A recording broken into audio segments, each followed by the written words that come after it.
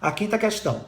Com a divisão regional, o espaço geográfico, como a divisão regional do espaço geográfico pode auxiliar na compreensão da realidade do continente europeu? Simples. Basicamente, com suas características e diversidades, com base nos aspectos considerados na divisão regional.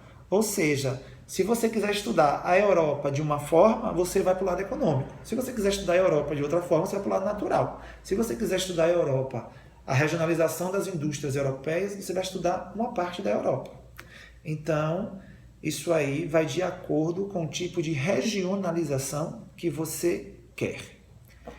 Questão 1, exercício de aplicação. Observe o gráfico com a distribuição dos maiores PIBs do mundo em 2014 e responda. Aí está mostrando quais são os 10 países mais ricos do mundo, né? Estados Unidos, China, Japão, Alemanha, Reino Unido, França, Índia, Itália, Brasil e Canadá. Vamos lá. Já vi aqui o gráfico, vamos para as questões. Letra A. Como as 6 maiores economias mundiais estão distribuídas entre os continentes do planeta? É só você olhar. Estados Unidos, continente americano. Então, só tem um país da América entre as 6 maiores economias do mundo, né? Ásia, tem China, Japão. Então, entre as 6 maiores economias do mundo, a Ásia tem 2 países, a China e o Japão. E Europa, com 3 países, França, Reino Unido e Alemanha. Então, está distribuído assim. América 1, Ásia 2, Europa 3 países. Molezinha, né? Parece questão do 6º ano. Letra B.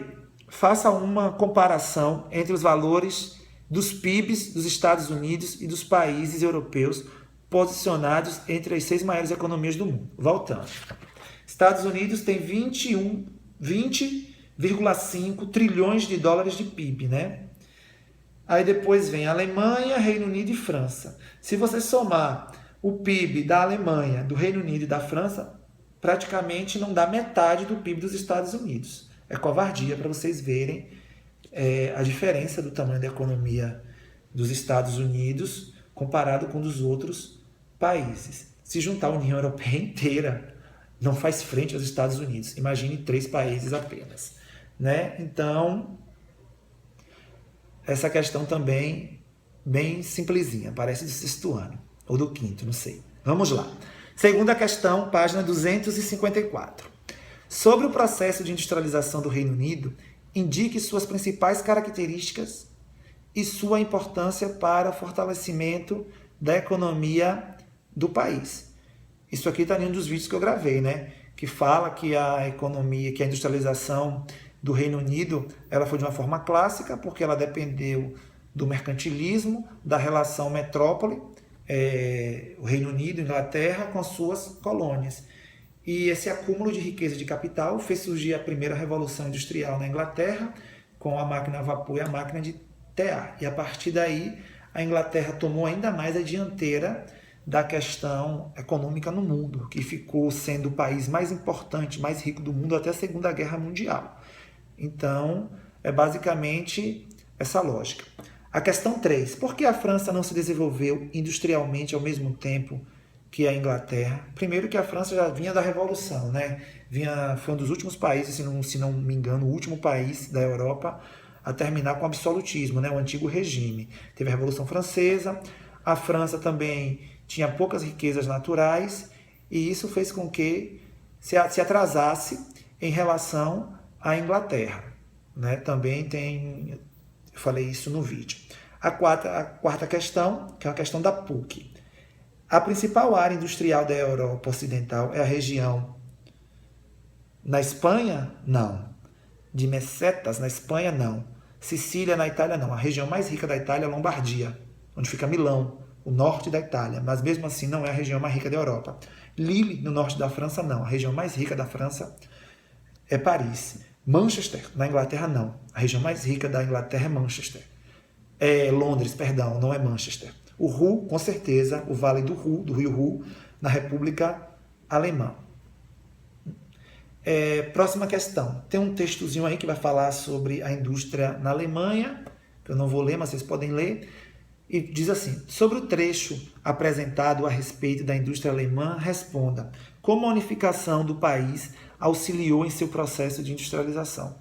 A Alemanha conseguiu reunir as condições necessárias para sua industrialização com a unificação territorial, que possibilitou o estabelecimento de um mercado consumidor mais consolidado e a maior disponibilidade de mão de obra. Lembrando também que eu falei em um dos vídeos que a região que hoje o país é a Alemanha era dividido o Reino da Prússia e mais 35 estados independentes. Então, com a união disso aí tudo, se formou um país que se fortaleceu com moeda única, com governo único, constituição única, entre outras coisas.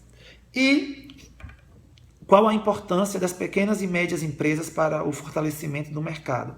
A criação de empregos, né? A produção de certos tipos de insumo que grandes empresas não se interessam em produzir, entre outras questões. Bem básica também essa questão. Sexta, explique como os países com as maiores forças econômicas da Europa, França, Reino Unido e Alemanha, influenciam as políticas e ações tomadas pela União Europeia. Básico também. O poder econômico desses países é bem superior aos demais, o poder militar desses países, os seus grandes mercados consumidores, né? Principalmente a Alemanha. Mas a resposta mais correta é devido ao poder econômico que esses países têm. A Itália era para estar nesse grupo, mas a Itália vem passando por diversas crises ultimamente. E nesse ano de 2020 continua agora sendo o país mais atingido pela pandemia, né? Então é complicado. E o sétimo, para fazer pesquisa em jornais, aí eu deixo com vocês. Qualquer dúvida, pode comentar aqui embaixo no vídeo que eu responderei. Abraço a todos e a todas e tenham um ótimo dia.